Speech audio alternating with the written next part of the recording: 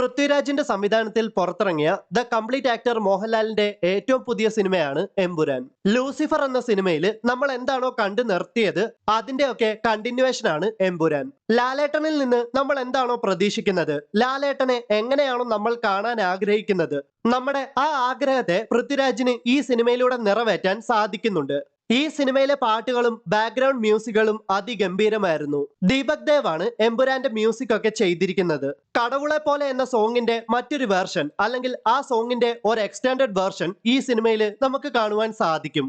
ആ സോങ് ബാക്ക്ഗ്രൗണ്ടിൽ പ്ലേ ചെയ്യുമ്പോഴുള്ള ലാലേട്ടന്റെ ഒരു ഫൈറ്റ് സീൻ ഉണ്ട്, അതിഗംഭീരം. ഒരു വൺ മാൻ ഷോ എന്ന് ആ ഫൈറ്റിനെ നമുക്ക് വിശേഷിപ്പിക്കാം. ലാലേട്ടൻ വരുന്ന ഓരോ സീനും മികച്ചതായിരുന്നു. വളരെ കുറച്ച് സീനുകൾ മാത്രമേ അദ്ദേഹത്തെ കാണുവാൻ സാധിക്കത്തുള്ളൂ. ലൂസിഫർ എന്ന സിനിമയിലും അങ്ങനെ തന്നെയാണല്ലോ. ലാലേട്ടന്റെ സ്റ്റീഫൻ നെടുമ്പള്ളി അഥവാ അബ്രാം ഖുറേഷിയെ പോലെ ഒരു പ്രധാനപ്പെട്ട കഥാപാത്രമാണ് പൃഥ്വിരാജ് ചെയ്യുന്ന സയ്യദ് മസൂദ് എന്ന ക്യാരക്ടർ. സയ്യദ് മസൂദിന്റെ ഒരു ഒറിജിൻ സ്റ്റോറി എമ്പുരാന്റെ തുടക്കം തന്നെ കാണിച്ചു പോകുന്നുണ്ട്. സയ്യദ് മസൂദ് എങ്ങനെയാണ് അബ്രാം ഖുറേഷിയുടെ പക്കൽ എത്തിയതെന്നും അദ്ദേഹം അബ്രാം ഖുറേഷിയോട് ഇത്രയും ലോയൽ ആയതെന്നുമൊക്കെ വളരെ വ്യക്തമായിട്ട് എമ്പുരാനിൽ കാണിക്കുന്നുണ്ട്. സത്യത്തിൽ സയ്യദ് മസൂദിന്റെ ഒരു റിവെഞ്ച് സ്റ്റോറി കൂടെയാണ് എമ്പുരാൻ എന്ന് വേണമെങ്കിൽ നമുക്ക് പറയുവാൻ സാധിക്കും. 3 മണിക്കൂറാണ് എമ്പുരാന്റെ റൺ ടൈം.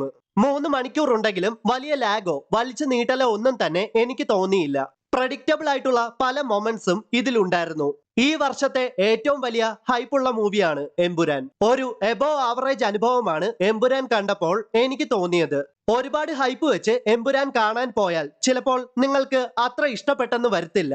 അതുകൊണ്ട് ഒരു ഹൈപ്പുമില്ലാതെ ലൂസിഫറിന്റെ 2ാം ഭാഗം കാണാൻ പോകുന്ന പോലെ മാത്രം നിങ്ങൾ എമ്പുരാൻ കണ്ടാൽ നിങ്ങൾക്ക് നിരാശിക്കേണ്ടി വരില്ല. ടൊവിനോ തോമസ്, അഭിമന്യു സിംഗ്, മഞ്ജു വാര്യർ, ബൈജു, ഇന്ദ്രജിത്ത് ഇവരെല്ലാം തന്നെ അവർക്ക് കിട്ടിയ റോള് അതിഗംഭീരമായിട്ട് ചെയ്തിട്ടുണ്ട്. ഈ സിനിമയിലെ ലൊക്കേഷൻസ് എല്ലാം വ്യത്യസ്തമായിരുന്നു. റഷ്യ, UK, USA പോലെയുള്ള ഇന്റർനാഷണൽ കൺട്രീസും മാത്രമല്ല ഇന്ത്യയിലെ പല ലൊക്കേഷനുകളും എമ്പുരാൻ എന്ന സിനിമയിലൂടെ നമുക്ക് എക്സ്പ്ലോർ ചെയ്യാൻ സാധിക്കും.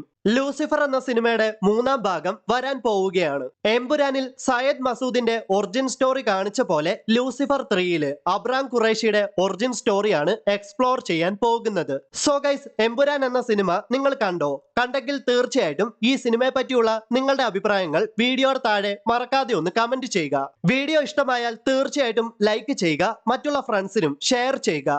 അപ്പോൾ മറ്റൊരു വീഡിയോയിൽ വീണ്ടും കണ്ടുമുട്ടാം. അതുവരേക്കും ബൈ.